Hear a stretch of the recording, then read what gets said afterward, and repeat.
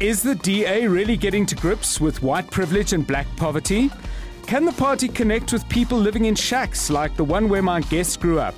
Joining me on Under the Skin is Tshwane's Executive Mayor, Solly Msimanga.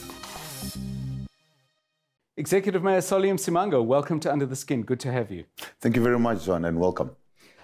Let's get straight to what's been in the news. The Democratic Alliance has terminated the membership of Patricia de Lille. Did they deal with something, maybe solve a problem that in a way is going to give them much bigger problems going forward as the electorate asks questions in advance of a general election? Well, John, I think there's a number of issues that we now need to take into consideration around this. There's been an issue about the allegations, which Patricia has said that needs to be tested.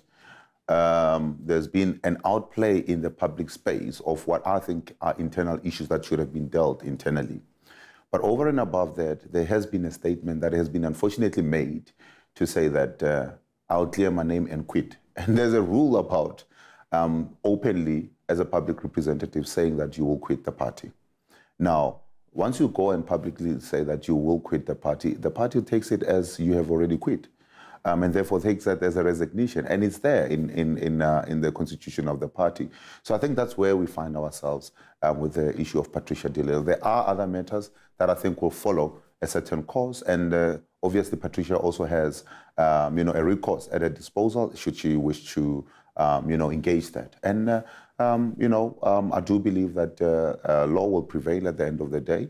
And sanity should prevail within the DA itself as we are heading towards a very, very serious election in 2019 that I don't think that we should be getting there limping. We should be getting there focused with one message and as a united party. And this is why it's important that as a party we communicate what it is, that has been found against Madame de Lille.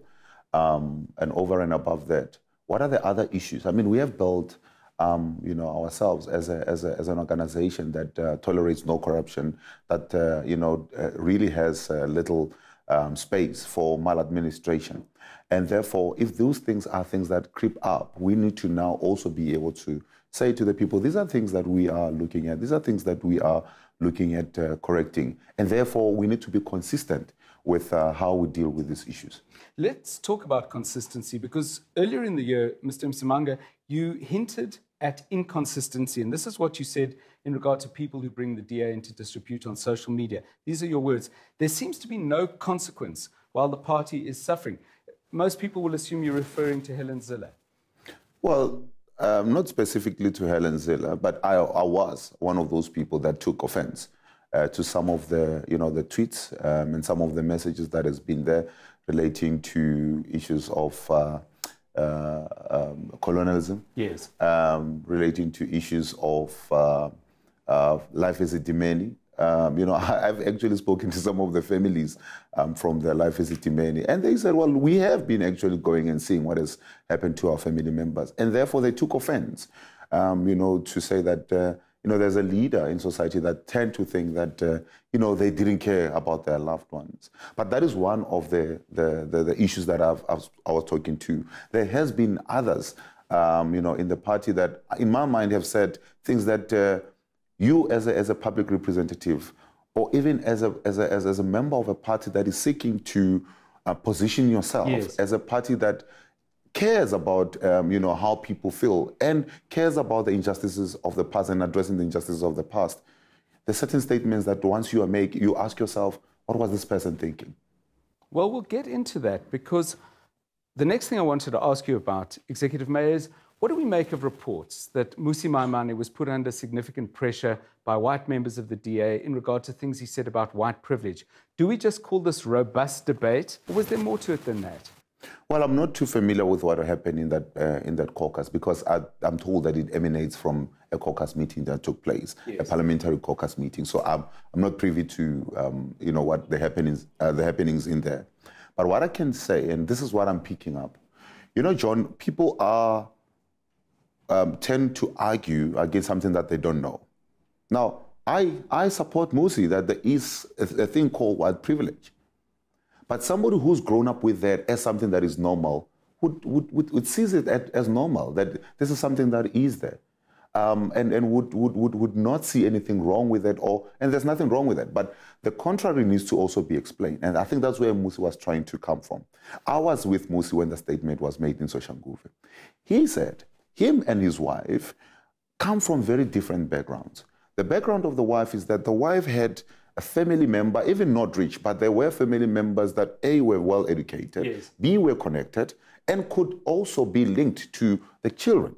Now, in the black family, where we come from, we never had that. John, I'm the first one in my family to even have a degree. Let's start there. So you look at those things and you then say, these are things that we now need to look at as we are trying to also address the issue of redress in South Africa. And this is something that our party have said we need to deal with. We need to have a redress.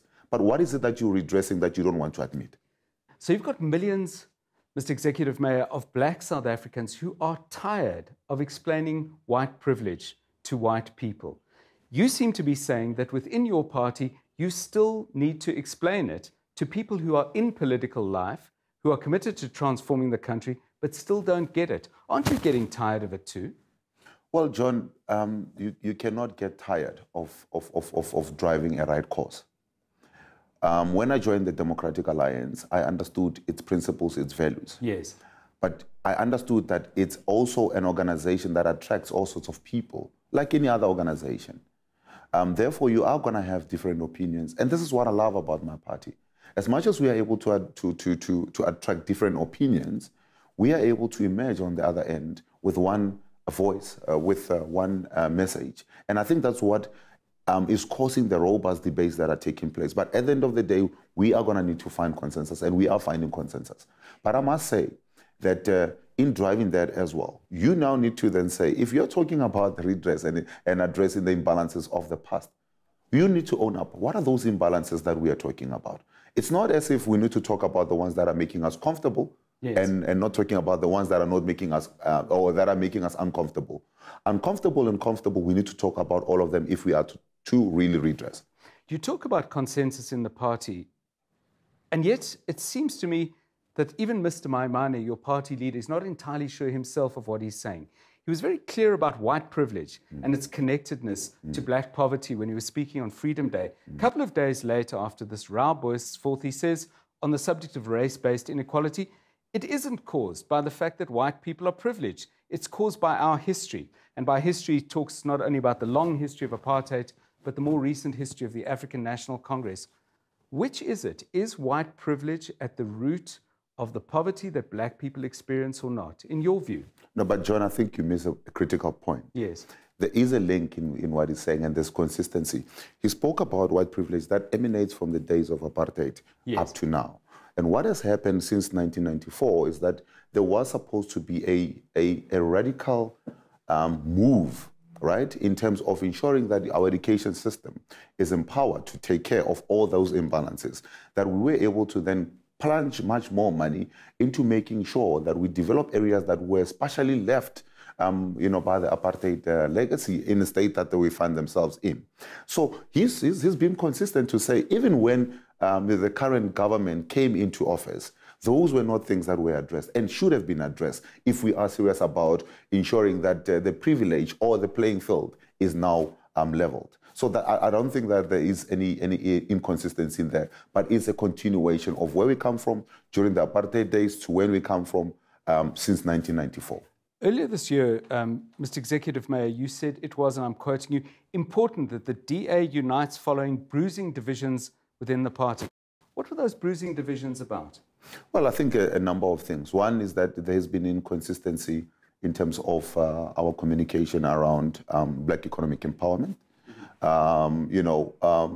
are those that in the party that feels that, we should never really segregate groups, which to a degree I agree with, that we should never look at people as a homogeneous group, but we should able to then say what are Solly Msimanga's needs, what are John's needs, and then deal with people in that particular way. So that is something that I think had been a bit of a challenge, and now it has been addressed. But also in terms of how we deal with issues of the international relations, as an example, how we deal with issues of grant systems, as an example. I mean, there has been can also... I just come in there? Because those sound to me like policy differences. Bruising divisions points to something different. And maybe that's just the way I hear those words, to the kind of interpersonal difficulties that arise around that big elephant in the South African room, which is race. Right.